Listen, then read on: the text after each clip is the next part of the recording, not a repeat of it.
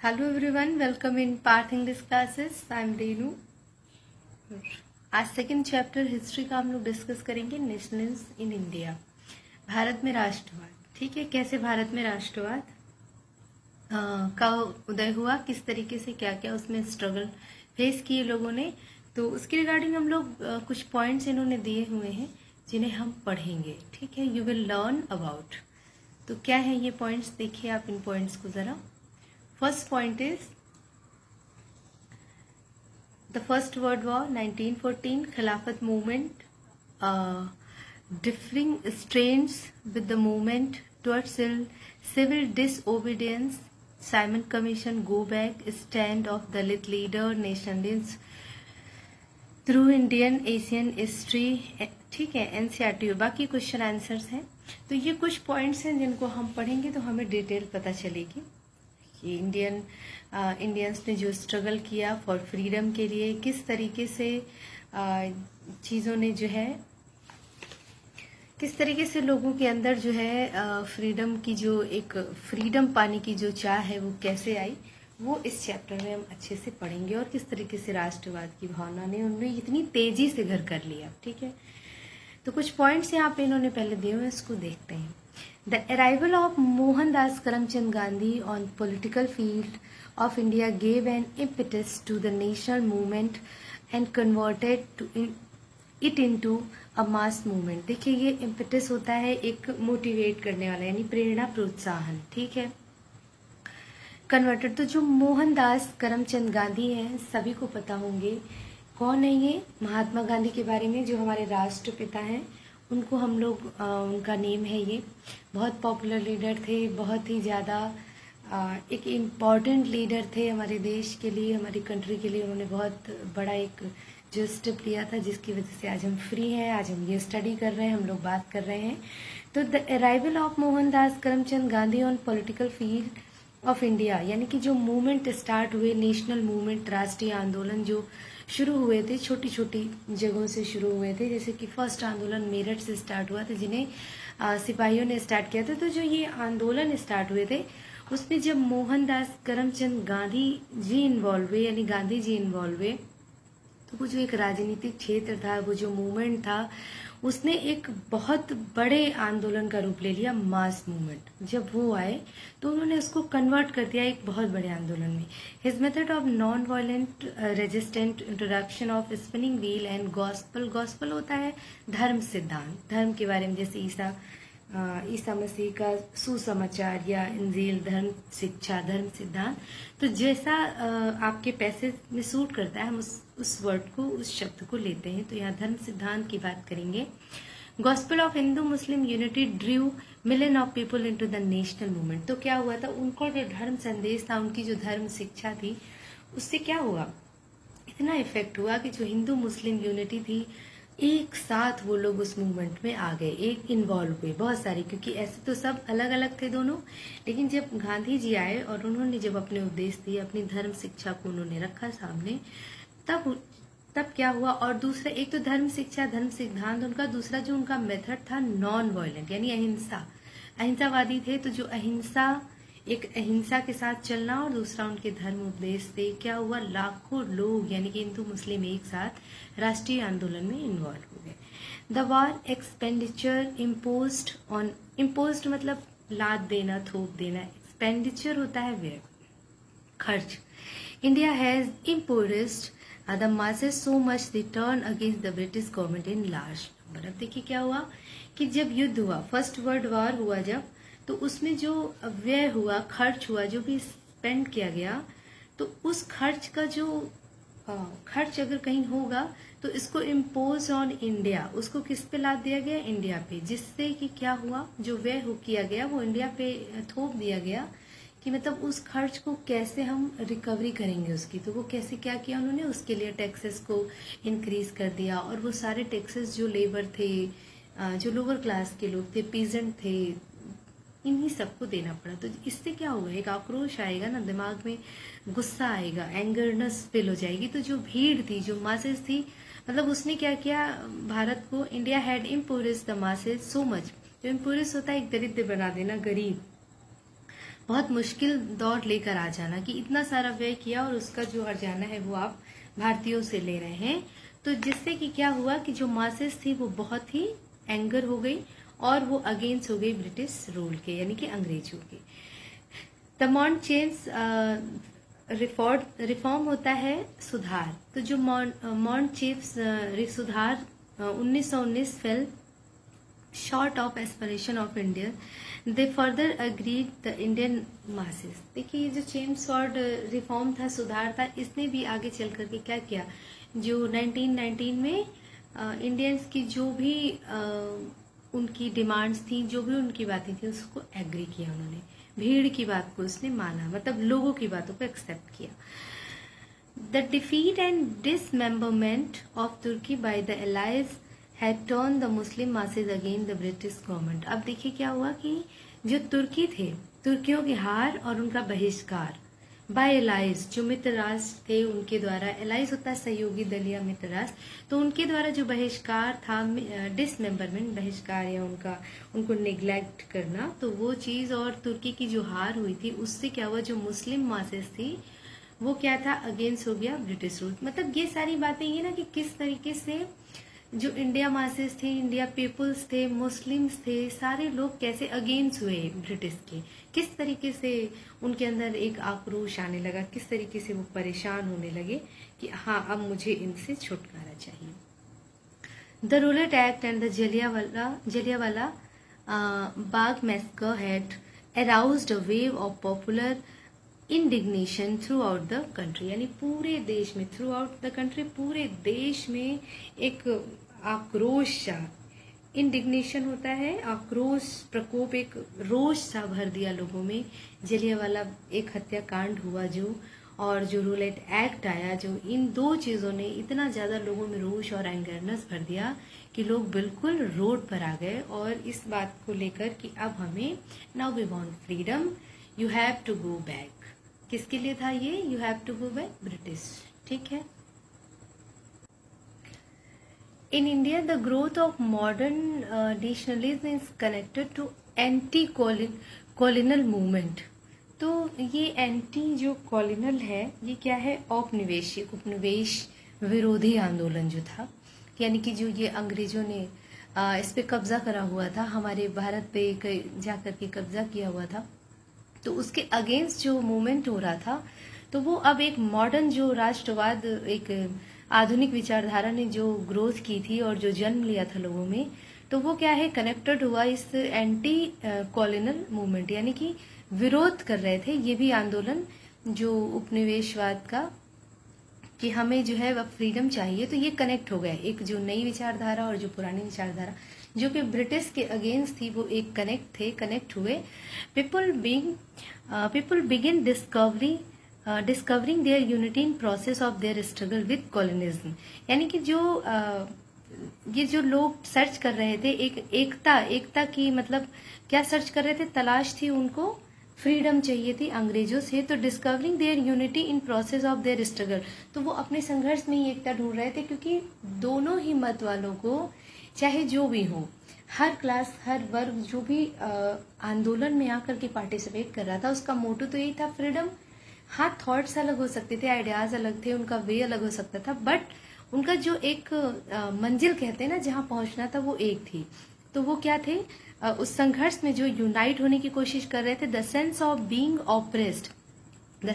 Being oppressed, यानी पीड़ित होना, under colonial power was common to different class. अब चाहे डिफरेंट क्लास के लोग थे, छोटे थे, बड़े थे, पीजेंट, लेबर, और जो पढ़े लिखे एजुकेशनल पीपुल थे, वो सारे ही लोग जो विद्रोह कर रहे थे, आंदोलन कर रहे थे, तो उनका मोटो तो यही था, फ्रीडम पाना। तो और सारे ही लोग ऑप्रेस, पीड़ित थे, उत्पीड़न से, किससे, कॉलोनल पावर, यानी कि जो ये उपनिवेश ब्रिटिश का जो पावर था, उससे सारे ही लोग परेशान थे, उससे छुटकारा पाना चाहते थे। But each class and group felt the effect of colonialism differently, लेकिन सभी के लिए जो उनका इफेक्ट था वो अलग अलग था। The Congress, under the leadership of Mahatma Gandhi, tried to unite these group together within the one movement।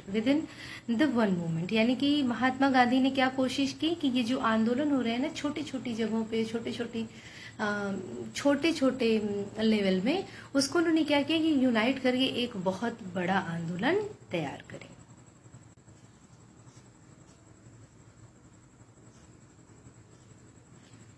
The First World War 1914 created a new economic and political situation worldwide. Increasing problem led to growth national movement in India in a number of way। अब देखिए, जो पहला विश्व युद्ध हुआ 1914 में हुआ, उसने एक नई आर्थिक और एक राजनीतिक सिचुएशन पैदा करी, क्रिएट करी पूरे विश्व में, पूरे वर्ल्ड वाइड।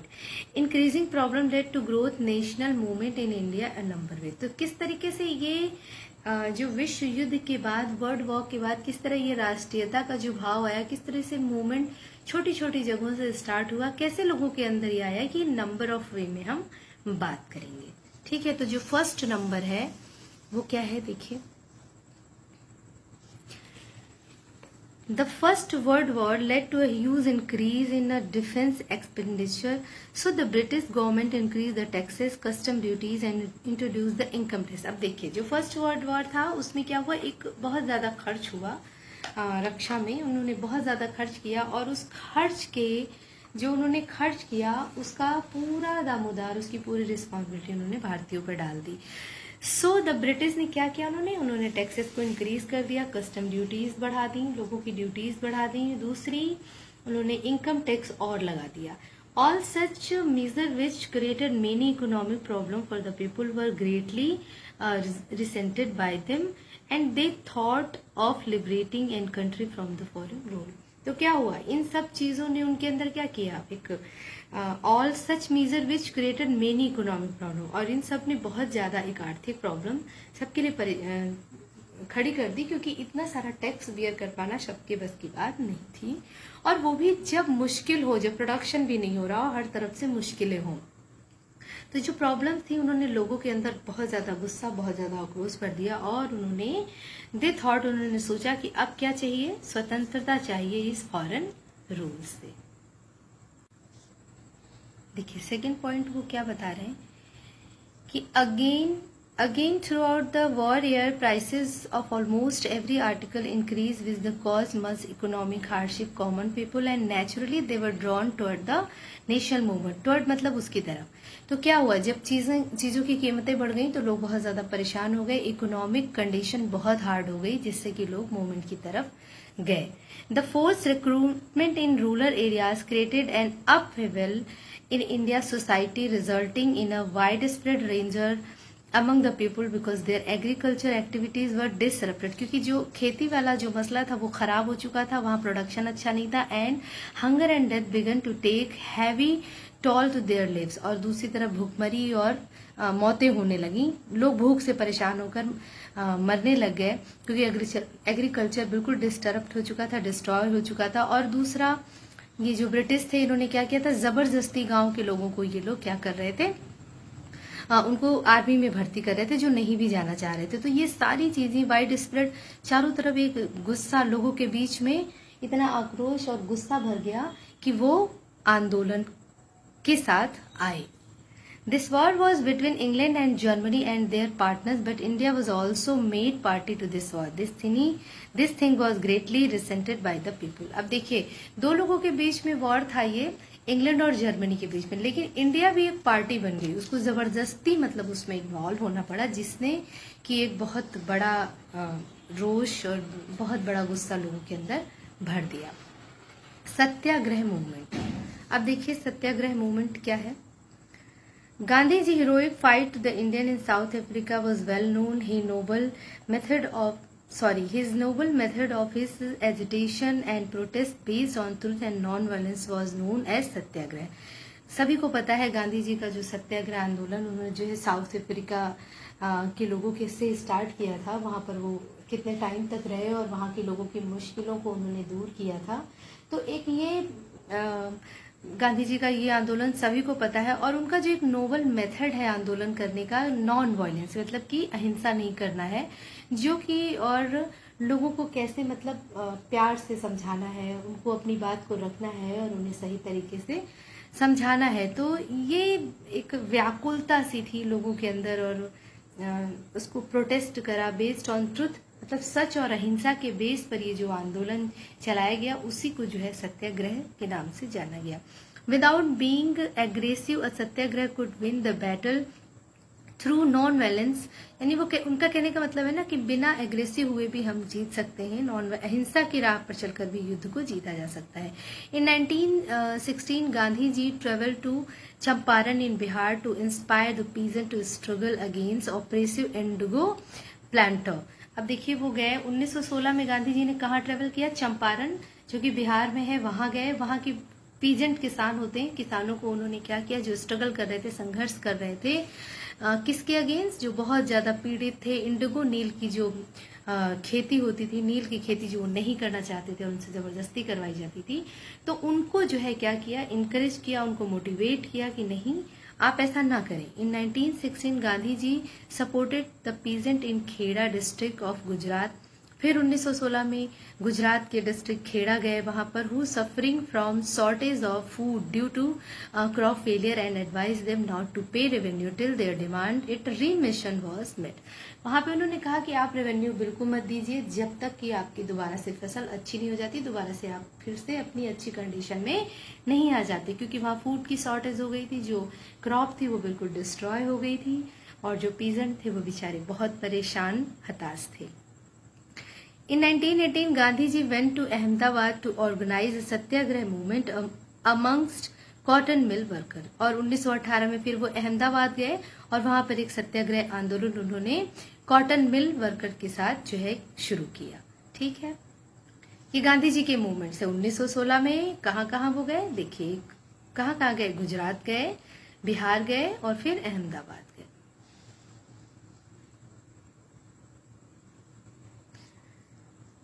रोलेट एक्ट, जिसकी वजह से आक्रोश आया था, ये हमने स्टार्टिंग में पॉइंट में पढ़ा था। एक रोलेट एक्ट था और जलियांवाला बाग कांड ऐसा था जिसकी वजह से लोग एकदम ही पागल से हो गए थे।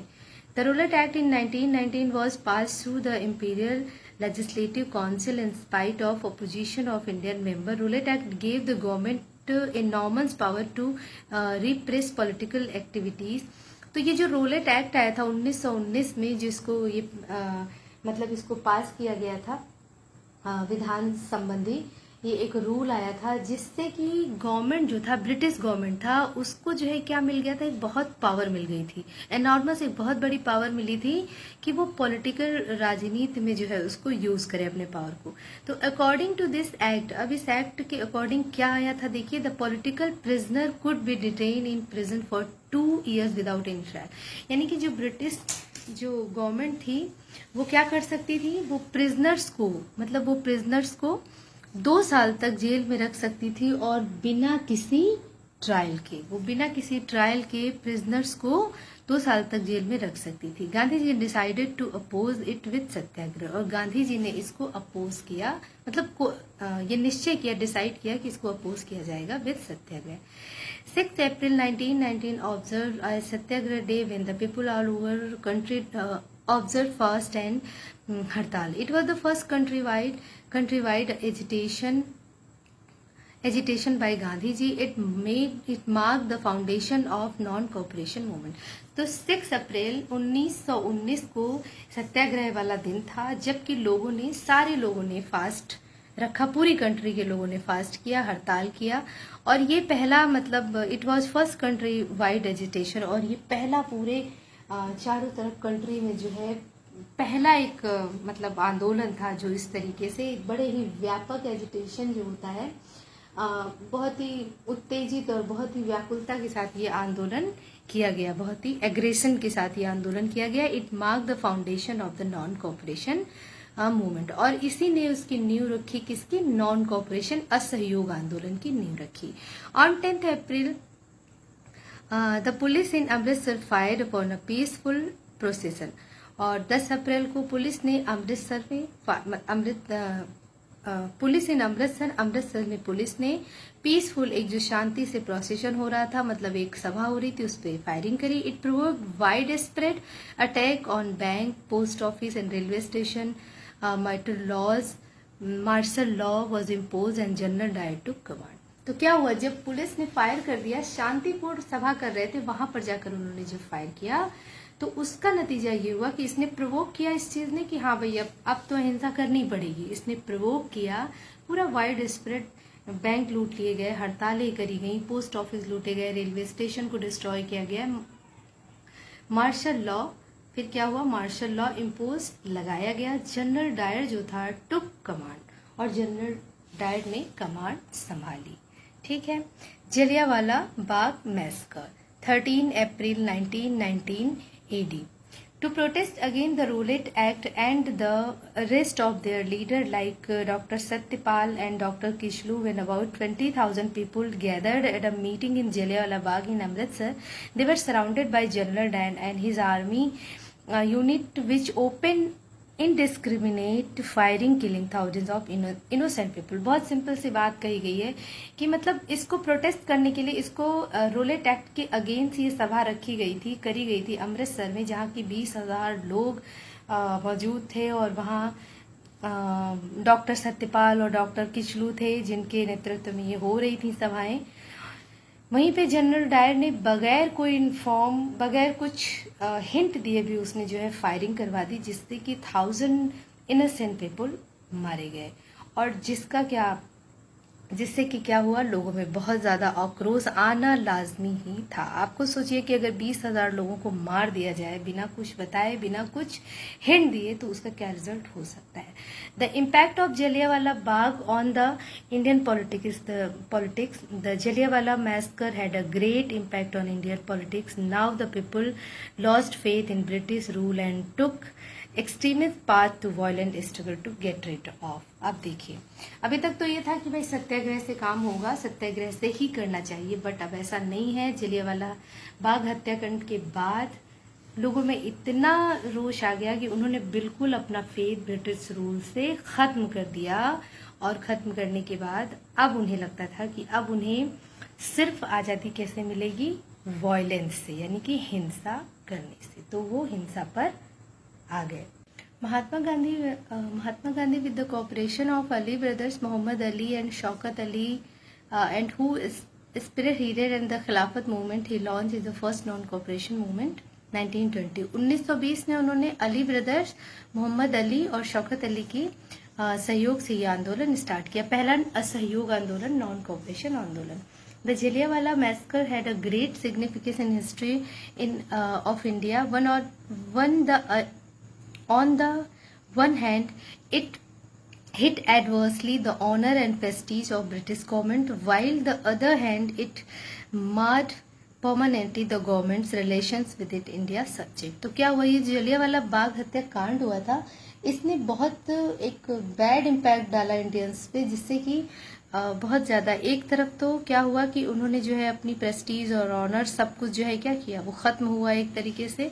दूसरी तरफ hit adversely the honor and prestige the British government, while on other hand it marred permanently, और पूरी तरह से, दूसरी तरफ क्या हुआ कि पूरी तरह से भारतीयों ने ब्रिटिश से अपना रिश्ता जो है वो खत्म कर लिया, कि अब उनके साथ कोई भी हमारा रिश्ता नहीं हो सकता है, क्योंकि उन्होंने जो है बहुत ज्यादा कहते ना कि एक अत्याचार कर दिया था जो कि अनबेरेबल था, इनोसेंट पीपल्स को मारकर जलियांवाला बाग हत्याकांड में। तो उन्होंने क्या किया, उसको खत्म कर लिया relationship. It also help further in promoting national unity as people belonging all section communities had fallen prey these atrocities. तो क्या हुआ कि इसने और भी चीजें किया कि जो छोटे छोटे लोग थे जो मतलब चाहते थे फ्रीडम, उनको भी यूनाइट किया, यूनिटी इससे बढ़ी और लोग जो है एक दूसरे के करीब आए। क्यों, ये जो अत्याचार थे इनके, ये जो एट्रोसिटीज थी, इनको जो है इनकी वजह से सारी कम्युनिटीज एक साथ हुई, यूनाइट हुई। Rabindranath Tagore return the knighthood in protest of this incident. ये जो जलियांवाला मैसकर हुआ, इस इंसिडेंट से रविन्द्रनाथ टैगोर को नाइटहुड की उपाधि मिली थी, जिसको उन्होंने रिटर्न कर दिया। Mahatma Gandhi called off the movement when he saw spread of violence. लेकिन क्या हुआ कि जब वायलेंस बहुत ज्यादा हो गया, बहुत ही ज्यादा बढ़ गया, तो उन्होंने क्या किया, इस रोक मतलब वायलेंस को बढ़ते देखकर, क्योंकि वो तो एक नॉन वायलेंस मूवमेंट चाह रहे थे, लेकिन अब वायलेंस हो गया क्योंकि जलियांवाला के बाद लोगों ने डिसाइड किया कि नहीं, अब हमें गेट रिड कैसे होगा, हम कैसे get rid of British rule से हो सकता है, सिर्फ विद वायलेंस। तो उन्होंने इसको वापस ले लिया। ठीक है। खिलाफत मूवमेंट, अब देखिए खिलाफत मूवमेंट क्या था और किस तरह से ये स्टार्ट हुआ, किस तरीके से ये इसकी शुरुआत हुई। During the Rowlatt Satyagraha Mahatma Gandhi felt the need to launch a more wide movement in India, but he was sure that so much movement could be organise without bringing the Hindu Muslim closer together. मतलब इस जो roulette हुआ, सत्याग्रह हुआ, उसके दौरान गांधी जी ने felt महसूस किया एक आवश्यकता है एक बहुत बड़े आंदोलन की, जो कैसे हो सकता है, वो बिना हिंदू मुस्लिम को पास लाए नहीं हो सकता। One way of doing this he felt was to take up the Khilafat issue. तो उन्होंने क्या किया कि खिलाफत एक इशू बना करके इसको जो है क्या करें, खिलाफत इशू बना करके हम इस आंदोलन को शुरू कर सकते हैं। मतलब खिलाफत जरूरी है।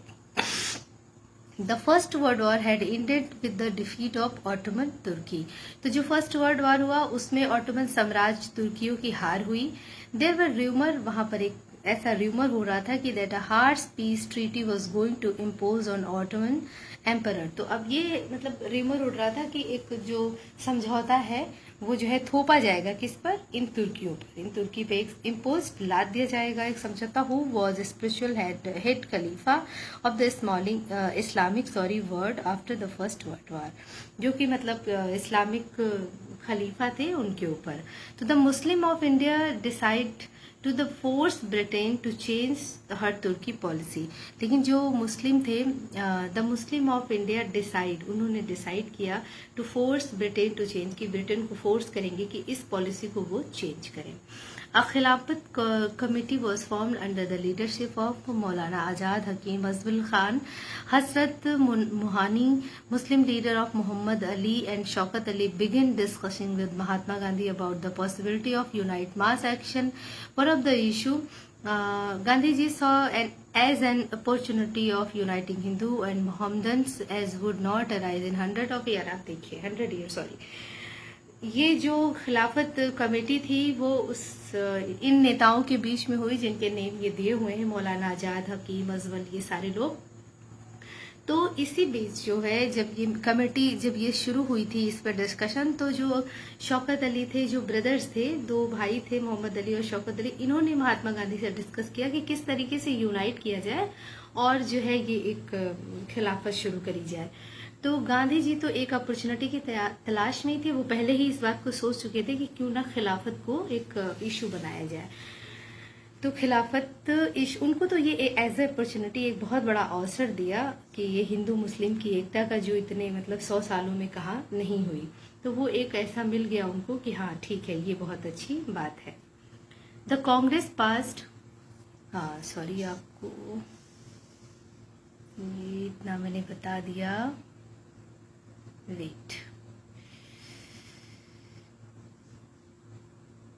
ये यहाँ से देखिए मैंने भी बता दिया, आप देख नहीं पाए इसको, कि खिलाफत कमेटी वाज फॉर्म जो लीडरशिप मौलाना आजाद हकी, मतलब इनके अंडर लीडरशिप में जो है ये कमेटी स्टार्ट हुई और फिर उन्हें गांधी जी से डिस्कशन शुरू किया और गांधी जी ने इसको एज ए अपॉर्चुनिटी लिया कि हिंदू मुस्लिम इससे ज्यादा अच्छा क्या है कि वो दोनों भाई खुद ही आगे आकर के बात कर रहे हैं कि यूनाइट होने की, तो जो कि नहीं हुआ इतने सालों में, तो ये बहुत अच्छी बात है। The Congress passed a resolution in Calcutta session in September 1920 to start a satyagraha on Khilafat issue. To gain maximum success, Mahatma Gandhi proposed a stage-by-stage strategy implementation for the movement. बहुत success मिली इसको, ये शुरू हुआ ये कलकत्ता अधिवेशन हुआ जो कि सितंबर 1920 में, जिसने कि सत्याग्रह और खिलाफत स्टार्ट किया खिलाफत इशू को लेकर के, और इसने बहुत बड़ी सक्सेस ली, गेन मैक्सिमम सक्सेस। और महात्मा गांधी जी ने प्रपोज किया एक स्टेज के थ्रू एक स्ट्रेटजी बनाई और इस मूवमेंट को कैसे इम्प्लीमेंटेशन किया जाए, कैसे कैसे इसको आगे बढ़ाएंगे और कैसे कैसे इस पे वर्क करेंगे।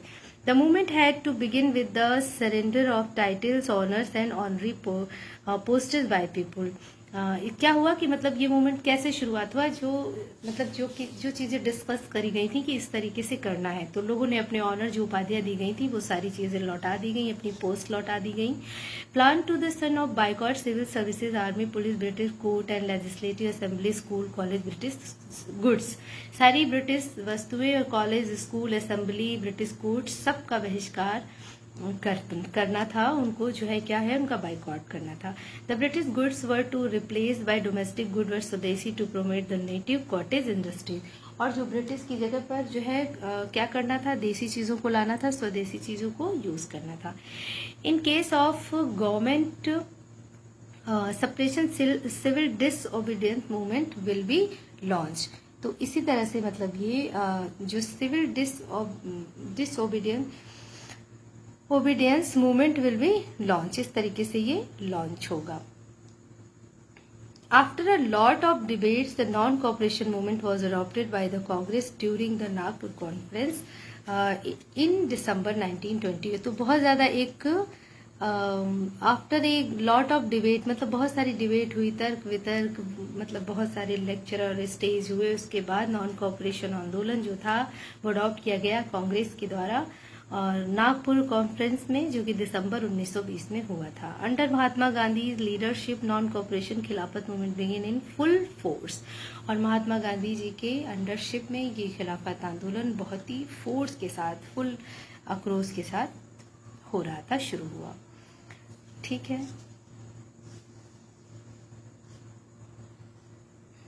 Differing strain with in the movement.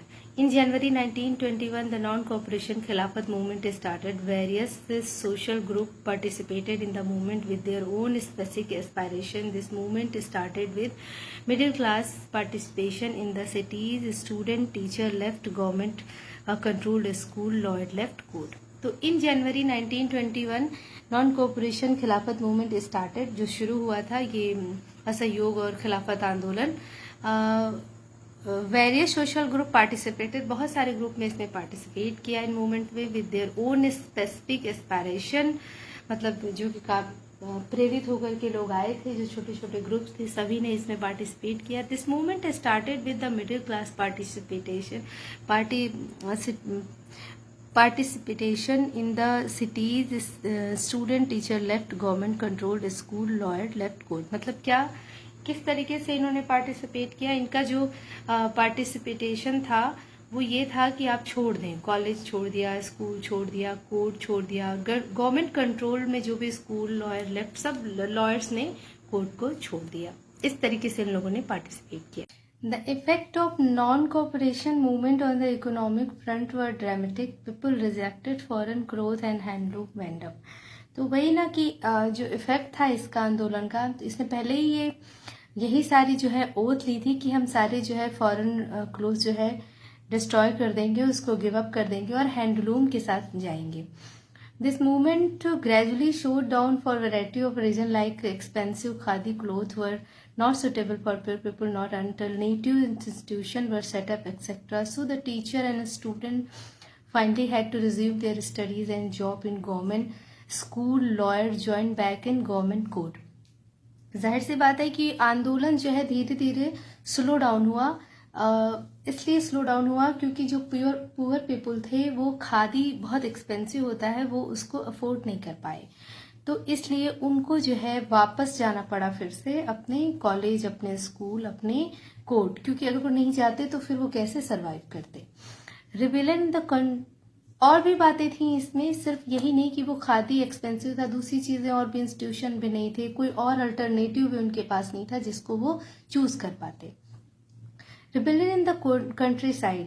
From cities, the non-cooperation movement spread the countryside. In Awadh, the peasant movement developed under the leadership of Baba Ram Chandra. This peasant movement demanded reduction of revenue, abolition of begar, social boycott of oppressive landlord. In many places, the Nai Dhobi Bandh were organized the panchayat and denied service to landlord, even barber and washerman। कहने का मतलब ये कि जो non corporation movement था उसमें वो पूरे शहर, हर कंट्री के चारों तरफ फैल रहा था। तो अवध में हर जगह पे, हर स्टेट में एक अलग अलग लीडर उसका नेतृत्व कर रहा था। तो जो अवध में कर रहे थे इस मूवमेंट को डेवलप किया अवध में, वो रामचंद्र, बाबा रामचंद्र थे। दिस पीजेंट मूवमेंट, इनकी डिमांड क्या क्या थी कि आप रेवेन्यू को कम करिए, बेगार खत्म करिए, बाइकॉट मतलब लैंड लॉर्ड की जो उत्पीड़न है उसको बाइकॉट करेंगे, बहिष्कार किया उनका। कई जगहों पे जो नाई थे, धोबी थे और वॉशरमैन, बार्बर थे, उन्होंने जो लैंड लॉर्ड होते हैं, जो स्वामी होते हैं, उनके घरों पे काम करने से मना कर दिया। वॉशरमैन, उन्होंने काम करना बंद कर दिया। इन जून 1920 Jawaharlal Nehru began going around the village in Awadh, talking to the villagers and trying to understand their problem.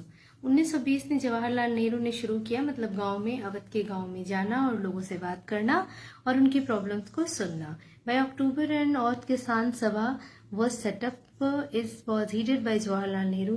किसान सभा, एक अक्टूबर में अवध किसान सभा, अवध किसान सभा जो है उसका जो है संगठन हुआ, जो कि किसके थ्रू हुआ? Jawaharlal Nehru, Baba Ramchandra Das and Ramchandra and a few other within, और लोग भी कुछ थे उसमें शामिल। बाबा रामचंद्र और जवाहरलाल नेहरू के अलावा भी उस सभा में और लोग शामिल थे।